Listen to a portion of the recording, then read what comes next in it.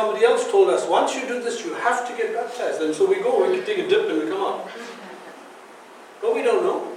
We don't know about that new life that's supposed to come out. We don't know about the stuff we're supposed to leave behind. Because nobody's told us. They just go through and they make sure we follow the visible motions of what it looks like. Nobody takes care of what's happening on the inside.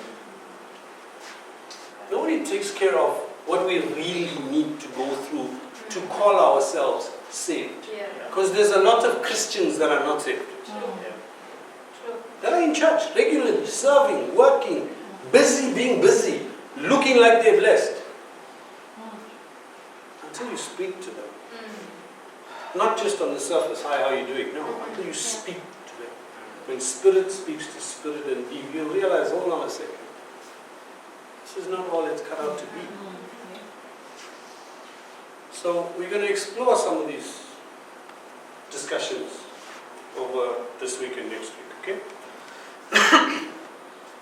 First, we've got to understand that being saved and your salvation is not the same thing.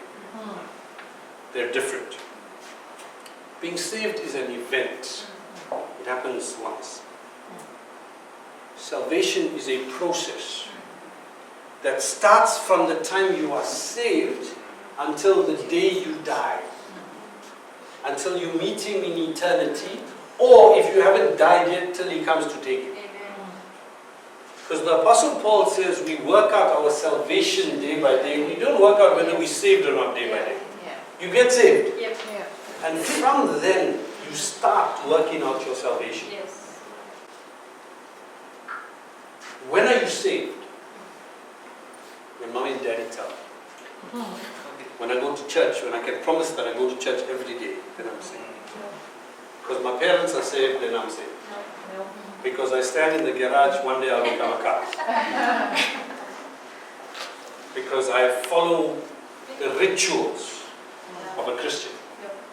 Go to church 4 times a week. Spend 5 hours a day praying. No life I got, but I won't actually live, but I spend all my time praying.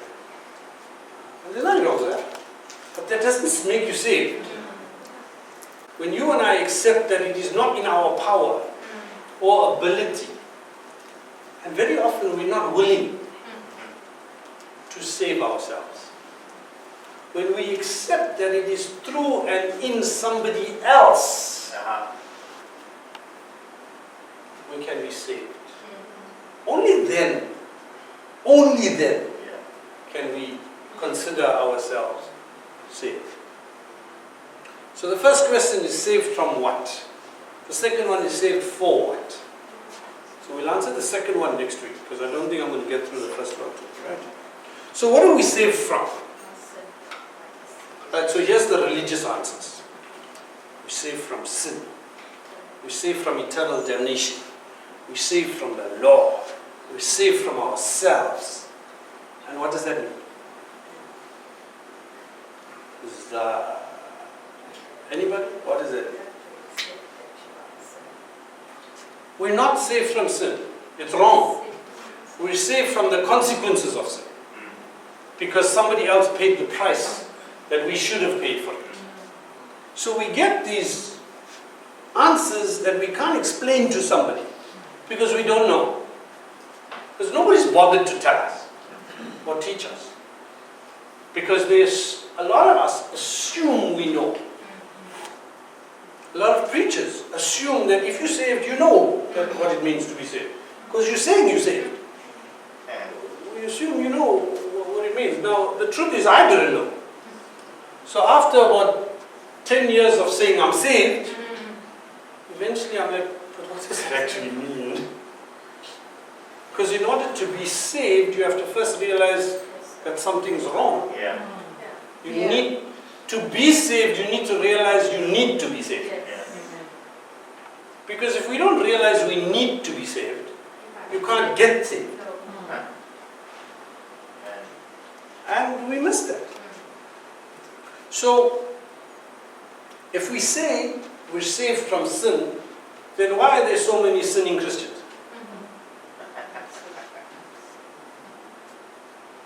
Why are there churches that should be spiritual Should we have a cross outside and say spiritual hospital? Because sick people come inside, spiritually sick people who continue to be challenged and possessed and obsessed and rejected and defeated and distraught and coming to church. So we can't be saved from sin. We're saved from having to pay for our sin. Amen. Because the price has been paid. But we're not saved from sin because we still sin. Yeah. Because no man is righteous. Our acts are but filthy rags. So we're a little bit confused. Then we say we're saved from eternal damnation. Maybe. The way some Christians behave, we might still get there. I'm a bit concerned. But obviously, I'm looking in the physical at their behavior, not at their heart condition. Yeah. The Lord looks at their heart condition. Yeah. Every single one of us.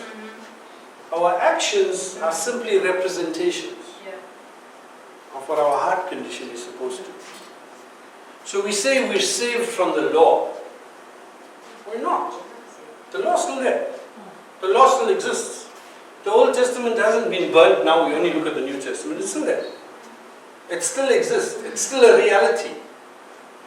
The difference is the law has been fulfilled in Jesus.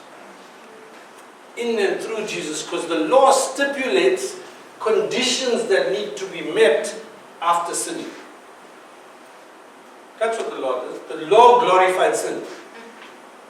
Grace glorifies Jesus. The law said, thou shalt not, thou shalt not, thou shalt not, thou shalt not. And until that point,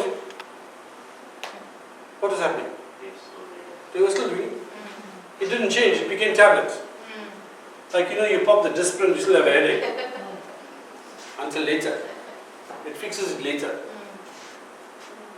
So, we're saved from having to fulfill all the requirements of the law, because those requirements have been fulfilled by the spotless Lamb on the cross. Amen. Because the law stipulated what needed to be done to satisfy God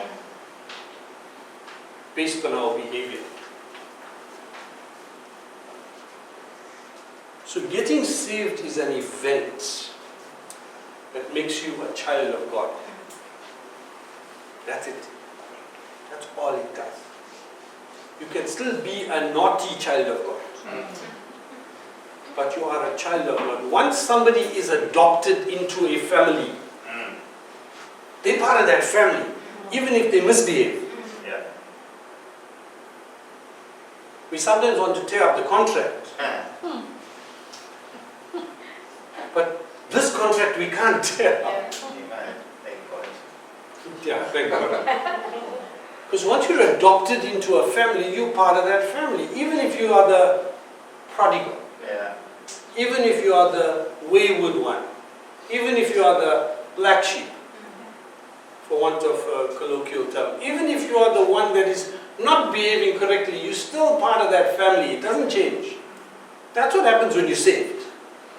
The challenges come after you get saved. Not before. Because before you don't even know there are challenges. It's just normal. You start realizing that these are challenges and these are wrong and this is incorrect after you get saved. Because then you start realizing, hold on, this is not supposed to be happening. It's not supposed to be like this. These situations are not supposed to happen in my life. Why are they still happening? That is what work out your salvation day by day translates to. But the event doesn't change. So, the religious answers. We save from sin. We save from eternal damnation. We save from the law. Those answers mean nothing to a person that's never been to church. Yeah. To the unchurched. Oh, I don't even know if that's a word. Yep. It means nothing to them. How do you explain to those who don't believe in heaven and hell that you need to be saved so you can go to this place that you don't believe in anyway. Because it doesn't mean anything to them. There's no frame of reference. For the atheists, when you talk and they're like, I know what you're talking about. Because I don't believe this thing exists. So we have to get to the point where we understand what it means to us to be saved, so we can start talking about it to others, because that's our job. So for a lot of Christians, the challenge is about whether you're actually saved or not first. Because we can know about the salvation journey. We can know about the Word and about the Scriptures and about the Bible and about the preacher and about everything. But if we don't experience it ourselves, you get saved that's between you and God. Nobody can do it for you. Nobody can get involved. We can assist, people can lead you to it, but nobody else can save you except Jesus. I can't take you to heaven. I can't give you that ticket. Only He can. I haven't paid the price for it. Only He did. Amen. Your neighbor can't, your parents can't, your spouse can't, your children can't. Nobody. Only you and God. That's it. Unfortunately, that's the one place that it is between you and God. Nobody can help you there. We can talk about it. But that decision that I'm a sinner, I need help, save me, has to be yours. You could be walking on water until life takes over. And your answer is, or your cry is, like Peter, Lord, save me, I'm sinking. So if you believe that the law exists, you believe that, right? Yeah. But all the conditions of the law have been met. You believe that, right?